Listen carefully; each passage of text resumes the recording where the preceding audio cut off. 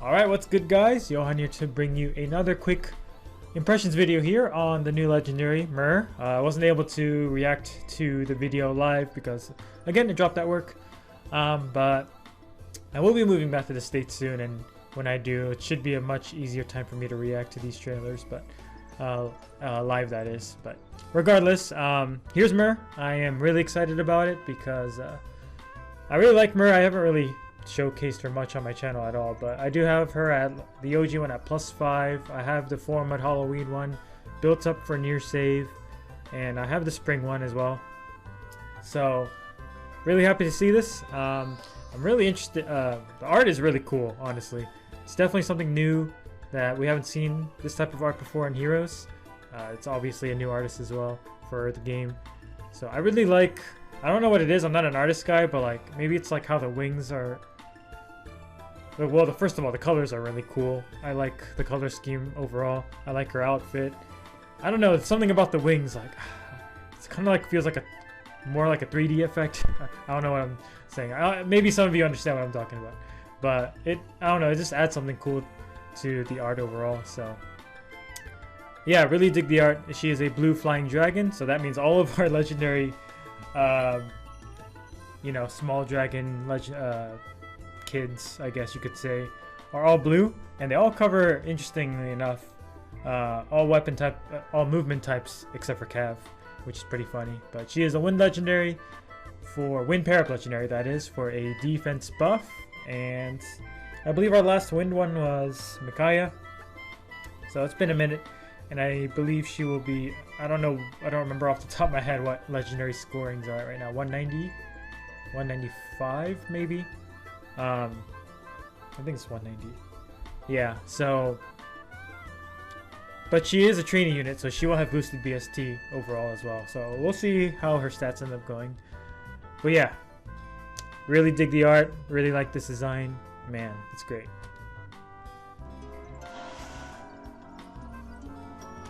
Alright, so we have a PRF weapon with an interesting name, Godly Breath. So it's slaying, and it has -5 all stat debuff on foe during combat, and has a flat 30% damage reduction from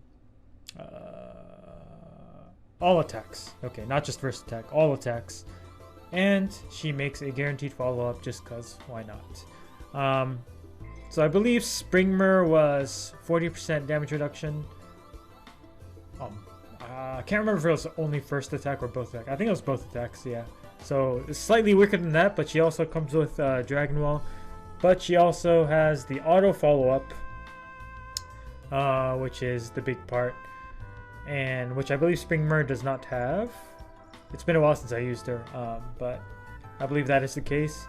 She still has Bonfire. She has the Defense Res Unity finally here. A lot of characters, a lot of save units are going to want this for sure. Yeah, it's it's been in high demand, I think. I feel like it has been for sure. She comes with Dragon Wall, so that's gonna be, I think I saw people saying it was 58% total damage reduction, which sounds about right with Vital Astro uses with also a dodge effect. So she's gonna be super tanky as we would expect, and new C skill, PRFC skill, Darkling Guardian. Darkling Woods being where she's from, I believe, and she gets a +6 defense and res visible buff, and a foe cannot make a follow-up attack buff, and the new warp bubble, which is the talk of the town now, where she basically gets the gatekeeper block effect, the force-based anti-teleporting thing, which is very, very good. So obviously she is quite designed to perform well in SD once again, like that's kind of the trend lately, but she is also still really solid as a AR tank. Absolutely will be able to counter catch your balls fairly well, and it's less common to see things like Deadeye and lethality on AR defense. I feel like maybe Chrom is a bit more common nowadays, but if you're able to like make it so he doesn't proc Deadeye on you with whatever tools you have, she'll be just fine, I think. She doesn't have the IO shield effect, so you could give that to her, but I feel like with all the damage reduction she has, it's not necessarily going to be required at all. But depending how you want to build her, I mean, you might still want to use IO shield, but she has the full follow-up pack all in her base kit, so yeah, she'll get checked obviously by no follow-up, as is the most case with these types of units. But yeah, overall, she's definitely like what you would expect from your average like tanky dragon nowadays. Lots of damage reduction, like pretty similar to Rhea in that sense. But what makes her stand out is the warp bubble for sure. That's definitely gonna make the waves in STS as it counters, SD in general as it counters a lot of the other popular meta units like Katria and especially Harmosonia. So we're just gonna keep going with this trend. We're just gonna keep getting checks for popular things, and that's how they're gonna push trying to sell these units, which is kind of annoying how they're doing it, but it is what it is, I guess. Yeah. So, oh, also it's gonna do pretty well against Cow as well. So like, she doesn't have DC as well, but like in the context of SD, if you just have a reliable far save unit with her, like she doesn't really care to run DC obviously. Probably not wise to run her in erosion meta like right now, because she'll probably get sniped really quickly by lethality Yuris and Deadeye Chroms and whatnot. So unless you have like a reliable way to get around it like Young Ike or a bunch of even pulse tie stacking. So yeah, wouldn't advise her using it right now, but definitely once erosion rotates out, she'll be pretty good unit for SD, absolutely. And she's solid for AR as well. And I mean, obviously she's gonna be really good for arena too. The teleporting blocking is not as important for arena, but she's just really tanky in general, so she'll be fine. I guess it's unfortunate that for arena, I guess you need to run blue flame on her because she can't run Ruptured Sky. Yeah, it's gonna have to be blue flame or Aether, but Aether you're never gonna get off. So, and she can't use a breath seal. So that's kind of annoying, but yeah, whatever. She's a really good unit, obviously, but nothing meta meta breaking. But she is a meta relevant unit for sure with that warp bubble. We'll see what they do with warp bubble in the future. Obviously, they don't.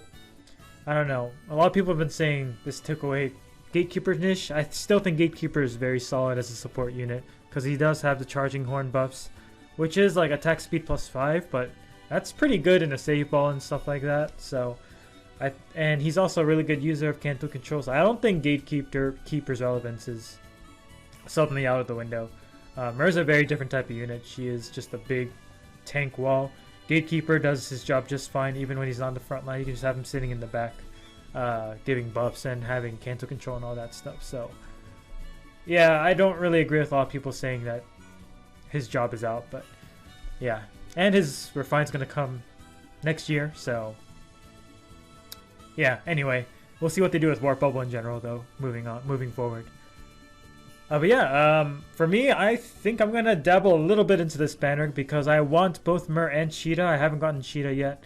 Legendary Byleth, female Byleth is decent fodder as well with that ideal skill and low speed res, so wouldn't mind getting copies of her for fodder purposes. But I'm not gonna go dive too far into this. I'm still trying to recover a bit from the Young Mia fiasco, among other things. So.